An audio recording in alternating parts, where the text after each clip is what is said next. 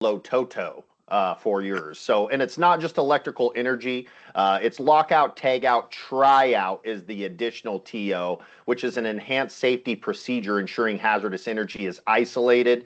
I'm going to go ahead and give you the floor and let you go ahead and take over for me, please. Let's see All right. here. And, and I hope you are able to see my window.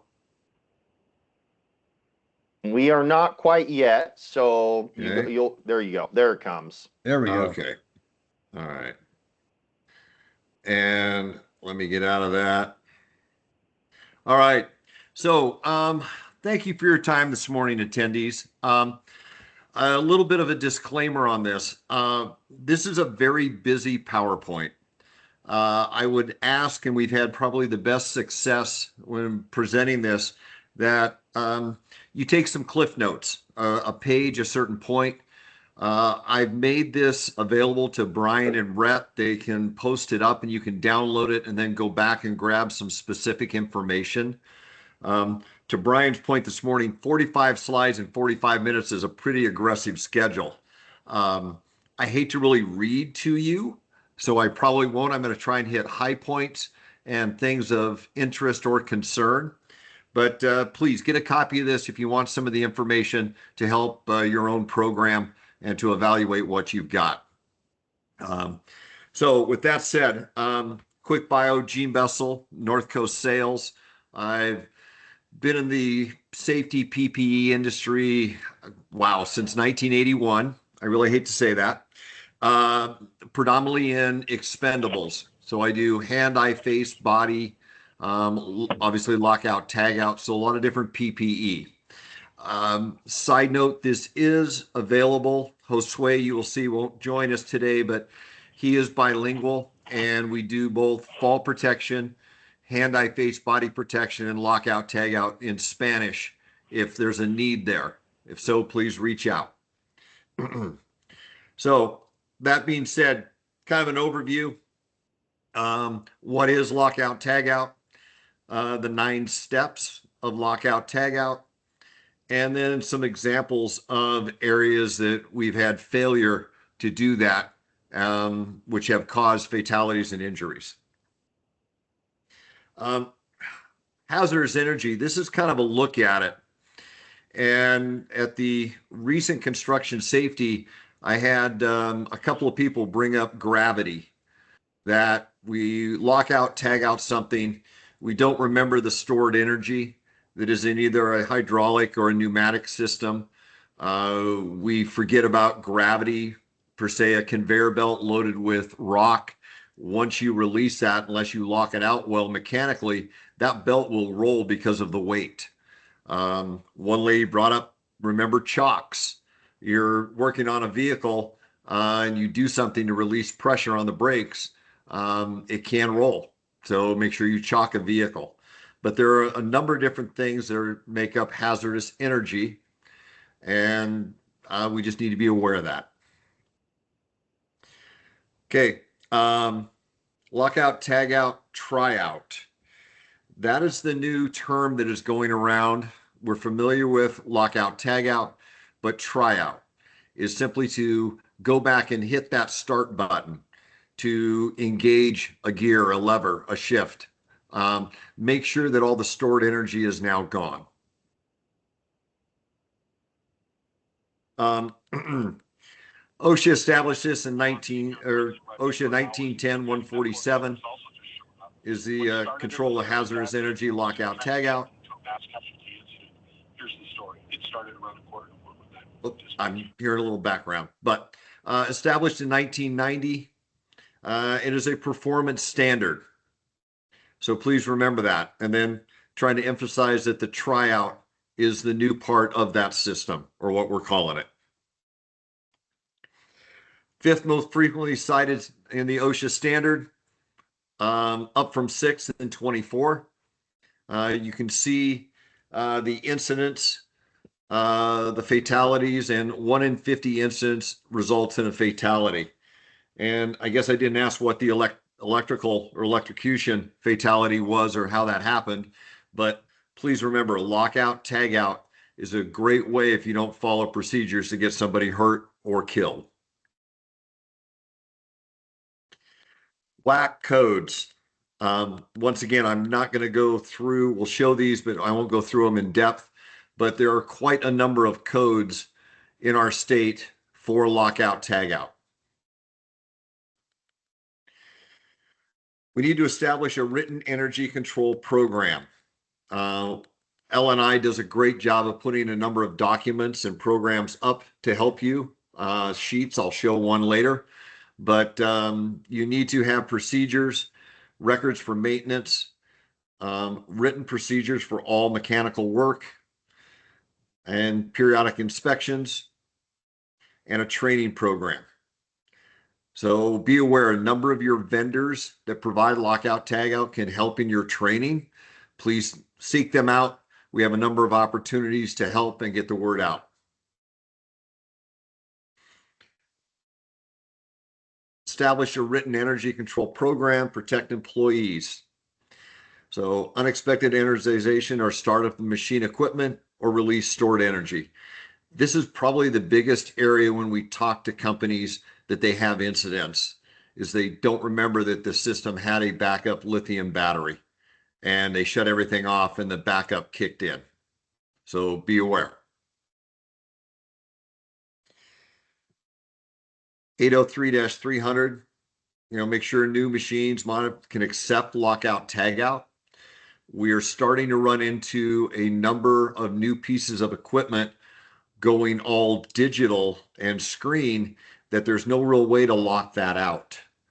So be aware of that. Get with your manufacturer, ask them for their instructions on how they recommend it is done, and that's a good way to set up your procedures.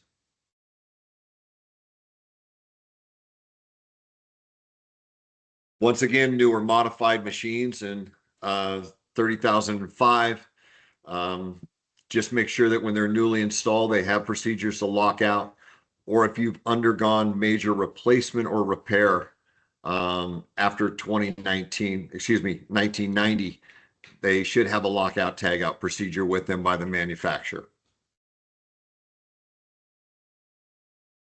It is your responsibility. Examples to control energy. This is kind of a standard kit, and I'll deviate here for a second to talk about locks. There are two types of locks that you'll run into. You'll run into a security lock, which is your big padlock that's on your front gate, your storage unit, your boat, whatever you've got a lock on. And then you have a lockout tagout lock.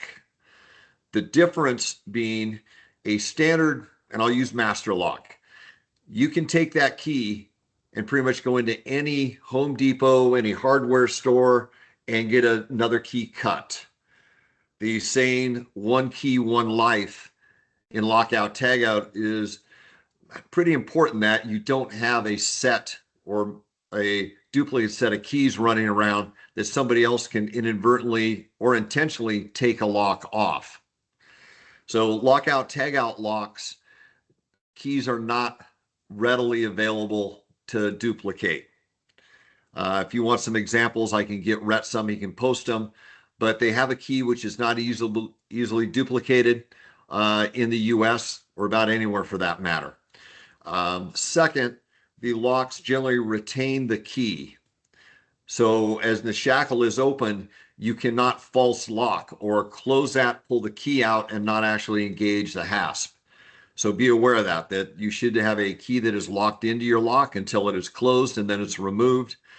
And then the last, most all of them have a serial number going from the key to the lock, which are readily on them when you get them.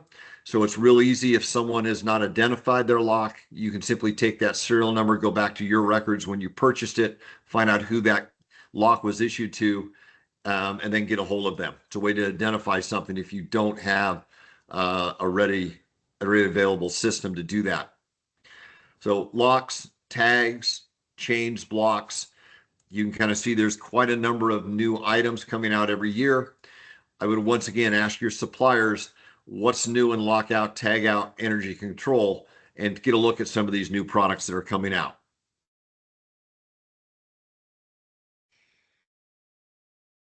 Black code here, simply make sure you lock and tag out devices to meet the following criteria. There's 7 different criterias. I will say that the biggest one here is that you have a standardization within the facility by color, shape, or size. If you have your electrical team using red, give your mechanical team blue. Make sure you separate out your trades.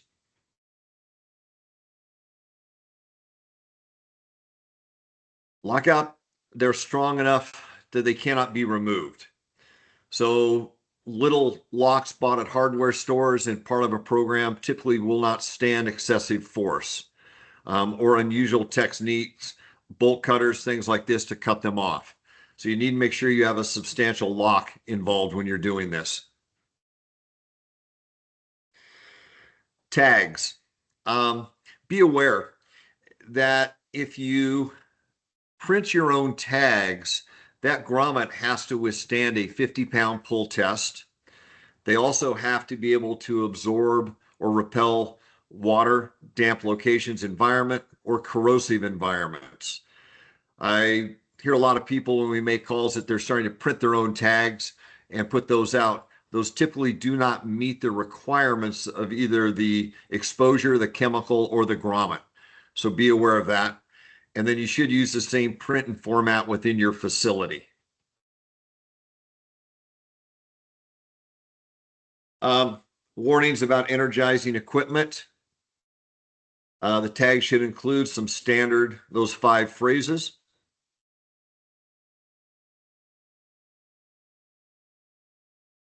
You must make sure your device is strong enough to prevent unintentional accidental removal. So once again, kind of getting back to a substantial lock, one that is designed for lockout, tagout. You can see the 5 different steps here.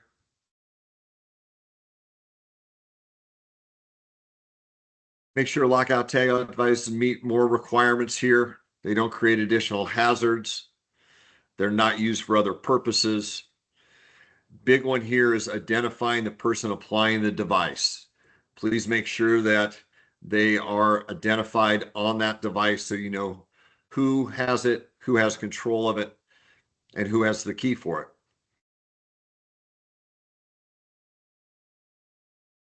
So stored energy. This is where we get in trouble that we don't, the tryout part comes, fluid or gases still in the equipment, energy that is stored up or by batteries or capacitors, or parts of that machinery could be affected by springs or gravity. So please be aware that the new phrase tryout means that you try to energize that, release the stops on it, do something to make that machinery try to move, or see if there's stored energy in it so it will move.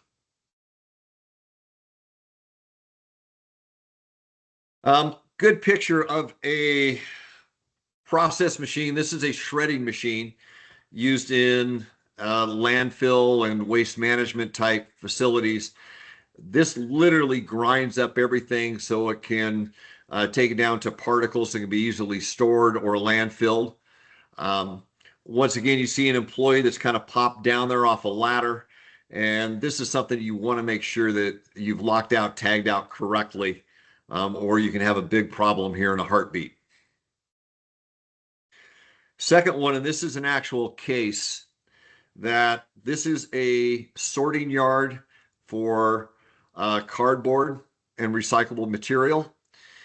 The employee jumped into the baler to clear a blockage. Regretfully, we can't interview him or find out why he decided to not use the pike pole or the tongs to reach in and grab something. The baler was still moving and working. It shifted and dumped another load of cardboard on top of him. A 50-second buzzer then started before it compressed. And he was in that machine listening to that buzzer go off, but could not get out of the machine. It was 50 minutes before the machine was stopped.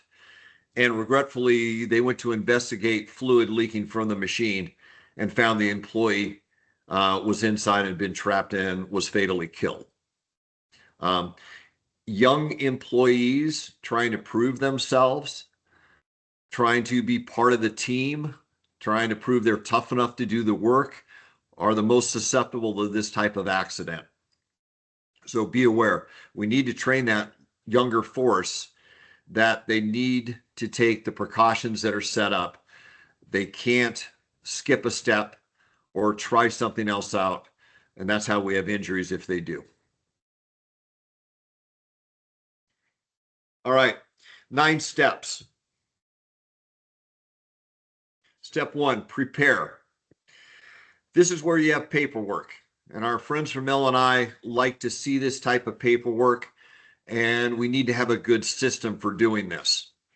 So pre-job briefings, reviewing the machinery, and then completing those risk assessments and safe working practices. And so you've got a procedure here to prepare for the work. Notify all of the affected individuals, everybody in the room, everyone that will have contact or could have contact with this equipment or the area should be notified. Advise them to stay clear, and then obviously do not operate equipment or do any process until everything is cleared. Step 3, physically turn off the equipment, shut it down. Once again, they should be detailed. If you're unfamiliar with the piece of equipment, you need to ask the manufacturer, go to the manufacturer and get the detailed instructions for shutting down or turning off the equipment. Spell it out and consider other hazards as moving equipment, must be secured. Once again, that conveyor belt with weight on it will move if it's shut down and it's not locked out properly. Isolation. Once again, everything needs to be isolated. Stop buttons, emergency stops, physical barriers need to be put in place. And then isolates sources of other energy, i.e. you can see hydraulic or pneumatic. Make sure that the compressor is down, the lines have been taken off, valves are shut. So please make sure that that stored energy does not have a way to get to the machine.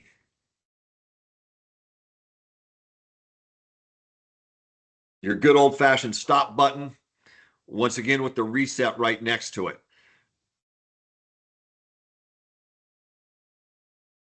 Pulling breakers, just ways to make sure you ensure that. Physically unplugging something. Turning gate valves. So applying the locks and tags. A personal lock plus a tag to be fitted to each isolation point.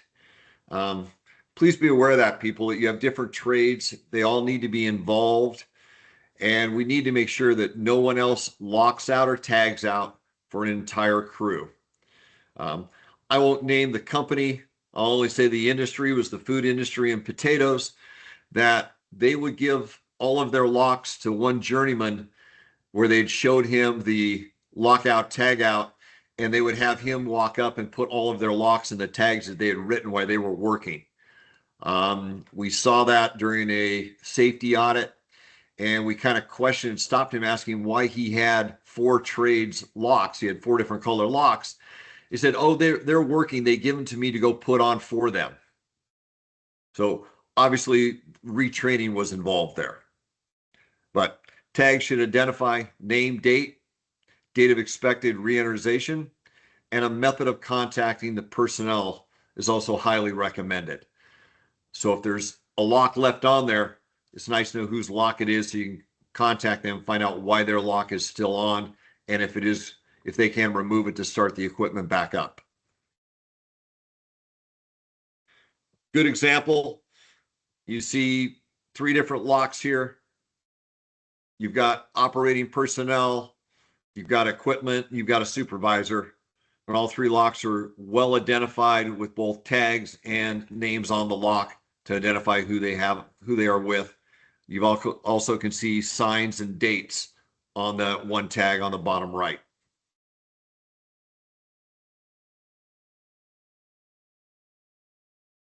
when there's no lockout solution. So we're starting to run into equipment that there's no place to lock it out or tag it out because it's digital or it does not physically have anything. Um, Once again, an action plan. You need to further find out how you can tag it out and put barrier tape or some other method on it to make sure that no one can get in and start that equipment back up again.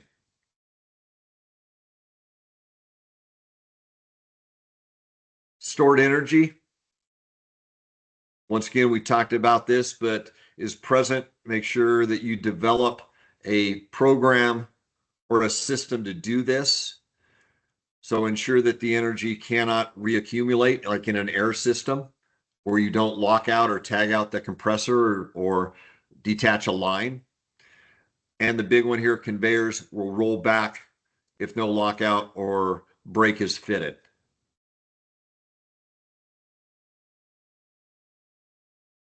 Here's simply a good example of all of the fittings, the different ways, valves, handles, things like that you may come in contact with that you can lock out, tag out, or stop controlled energy from continuing in your system or being a hazard in your system. Try it out. This is a new term. Hasn't been de-energized and it will not operate. So simply make sure there are not other sources. I know we had one incident where a food manufacturer removed the blending devices in a very large mixing operation. An employee hopped down, but they had not removed or tagged out the weight actuator. When the employee hopped down in the bottom of this unit, he set off the weight activation, which started the unit up, and the what would have been the blades started moving. Luckily, they had taken the blades out for the employee to get in, but the point is they had not locked out that weight device, and so when he hopped in, that unit actuated. Equipment, you can see on the bottom, once again, just always test it before you touch. Part of that lockout, try out, tag out. Perform your task. Real important to inspect before you restore. Make sure air guarding is back in place. Everyone in the food chain knows that you're starting the equipment back up. All the supervisors have been notified. Everyone has removed their locks. You've transferred ownership back to production or whoever has control of the equipment. And reaffix the locks if it doesn't restart. Start it back up again. Nothing happens. Attach the locks, walk back through your system. Don't just walk back and look and see if you're missed something. Make sure you do lock it and tag it back out before you do that.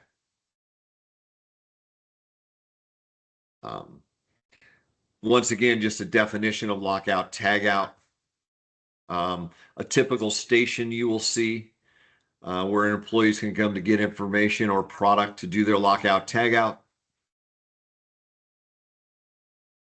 And this is your procedure on a form where you go through the device, the method, pictures. In today's world, we all carry an iPhone. It's really nice to take pictures of equipment for people down the road. When they do the same procedure, they can see a picture of it and exactly what should be done in the procedure. So this is pretty easy to do in today's world. Forms are readily available by the lockout, tagout companies or online.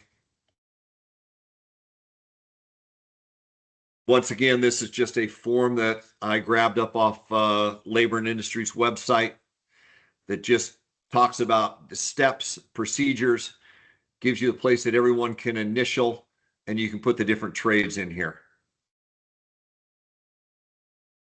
Here's your release steps. Once again, equipment ID, the person, date created, method you're locking it out, and pictures.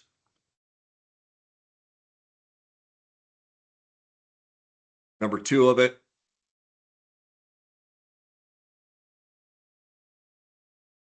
And then just make sure that employees doing service maintenance work understand they have to lock out and tag out equipment. They can't simply, as an example on the left, turn the machine off, start to undo and replace a blade while the machine is still active. Something could happen. They could turn it back on in a mistake. So make sure that guards or other safety devices are not being bypassed or removed. Kind of quick. Try not to read to you too much. I would encourage you, if you see something you would like, Rhett and Brian have a copy of this. You can further investigate it. They have my information. If you would like any of this or you'd like a personal visit, we're happy to do that. Like I said, we do also have this available in Spanish if need be for employees.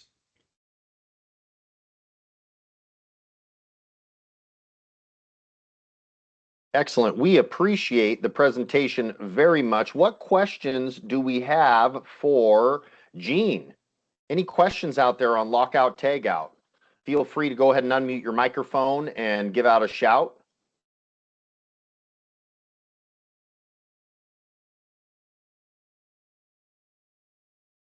Any questions? Gene, we appreciate your presentation very much. And isn't this this is a very